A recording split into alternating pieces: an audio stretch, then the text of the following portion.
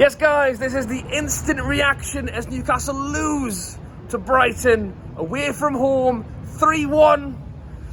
Callum Wilson picks up the consolation goal, but my God, that was not a fun game to watch. I'm not one to rant, but I tell you what, for me, as someone who was there on Saturday, who walked out of that St James's Park Stadium after that defeat against Liverpool, I've not felt as low since the cup final loss, if not before, possibly even worse than that, to be honest. That's how low I felt, and I thought if we want to get up for this game, that's the way to do it.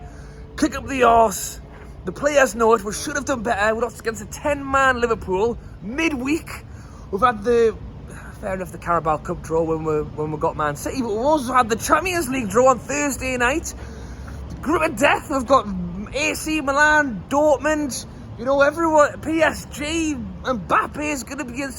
That's a way to get the lads lifted. I've been on bloody Sky Scanner this morning looking at where can I go, what games can I get to, what a way to give the bloody kick to go, let's go. Where was that today? Look, I'm not someone to rant. I've been in the pub with the lads today. If you want to see a grown man cry, then be sure to go and check out my Patreon. There's a behind the scenes video in the pub with the lads. There's a reaction on there, a little bit more. So be sure to go and check it out. Got some great followers on Patreon. So yeah, dig in. Thank you for supporting the channel. But wow, I am, as I say, for me personally, as a Toon fan who's been in there, watching the game at the weekend, I'm thinking, what more do you need? What more do you need to go down there and show what you've got? And we'll come on to the goals in a minute. We'll come on to the fact that the young lad Ferguson got himself a hat-trick. I mean, big up to him, happy days with him. We'll come on to the fact that Pope made a horrible error to give them a goal. But regardless of the goals, regardless of anything else, the one thing that Eddie Howe prides his team on is a team who goes there and smashes and gives it the roll and really goes for them. I mean, a couple of goals, and generally speaking, they had all the time in the world. Oh, should we pass it over here? Yeah, okay, let's pass it over there. Should we pass it over? They were on us. They were the team that had us pinned into our box. Fair enough. And also, I will also caveat by the fact, Brighton are a good side. Look, everyone's talking about it this season. Brighton are a good side. I think they're a side that I think will be pushing, despite the fact they lost against West Ham at the weekend, a team that not many people really thought a lot from. They won, they lost against them, but I think everyone knows Brighton are a good side and they've got a good manager. I think they will push on. Ferguson, the young lad who's scoring bloody hat-tricks at home, big up to him. But my God, there was times in that game where we just weren't on it. We weren't near them. We looked off. Tonali, I thought looked class. I thought Isak looked great. We needed more people to be on it. You can't expect just a couple of players to run the whole game. There was a point when Isak literally was in our own half, getting the ball to move it up the pitch. That's not Isak. Isak is on the wings. He's blazing past the last player.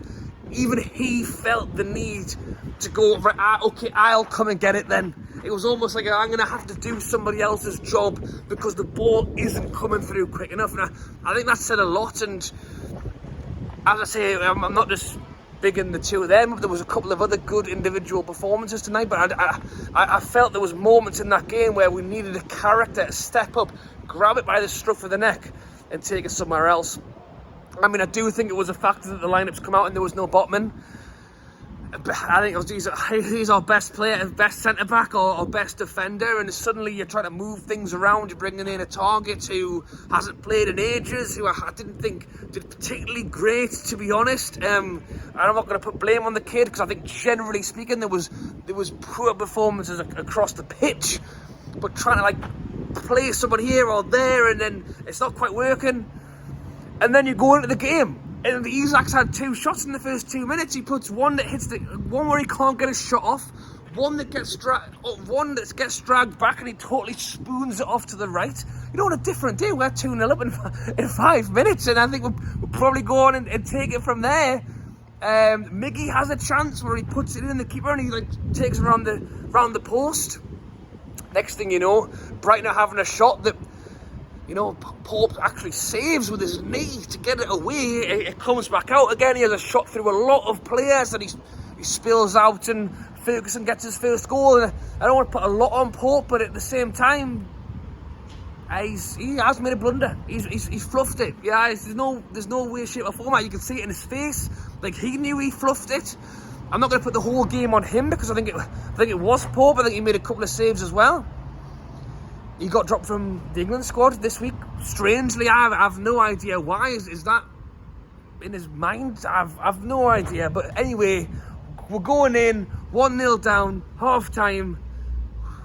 Let's try and turn it around second half. And we'll come out, and it was similar kind of maybe the Man City game, where I think the second half we did come out a little bit quicker, and there was a little bit of a jolt. There was maybe a half-time team talk. What the hell are you doing? Probably. Anyhow, what's going on over here? Maybe you guys could give it a go this second half. But it didn't last very long. As I say, Ferguson goes and gets his second.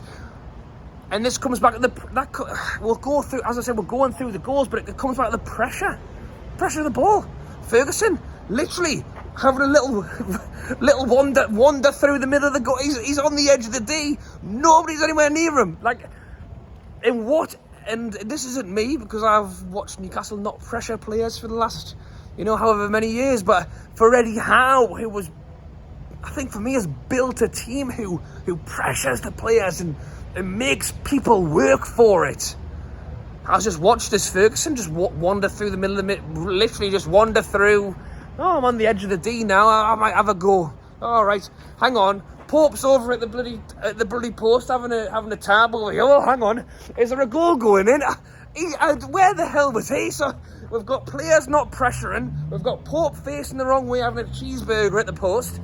I'll give a good look at what the hell Pope was doing on that one. That was 2. Third one has a shot. Shaw, leg up. I don't know. Is he bothered anymore? I'm not sure. Leg up. We'll try and inside leg. Bottom corner. And that was 3-0. And at that point, who am I trying to? And what is it? I have no words for it. Callum Wilson. I should have said it earlier on. Eddie Howe did make his changes. He took Tonali off, which I think for me was questionable. I think Tonali was probably one of the best players we had the whole day. Maybe at that point he thought it was gone as well, and just thought, you know what, let's just take him off. I would say we also took off Almiron, who didn't do a lot, to be honest. So I would not disagree with that one. We left Isak on this time, which I agree with. But we did bring Wilson on. And Wilson did get a goal. So we did get a consolation to try and show that we were fighting all the way till the end. I've no doubt that Jordy Massive would have been cheering at that goal and would have been loving it despite the poor performance. But my word, for a tough start. It has been tough. I think everybody knows it. Villa, Man City, Liverpool, Brighton. That's a hell of a start. I think to start 5-1 against Villa was incredible. I think nobody expected nobody was, I think, yeah, to lose against Man City, it is what it is. I think to throw away that Liverpool game was not good. And I think Brighton was always going to be a tough one. And now I've got the international break, and Eddie Howe needs to whip these guys into shape. So, thank you for watching, guys. As always, as I say earlier on, if you want to see me crying in a pub with the boys, check out Patreon. That wasn't a good day for us. I'm happy it's the international break. I can take a rest from this, and hopefully the lads can come back strong following against Brentford, which I also, again, I think it's going to be an easy one. Thank you for watching. Like, subscribe, it's free. Hit that subscribe button, it's free. Loads of videos of me after the game, mourning, normally celebrating, but not this time. Thanks for watching. I'll catch you later.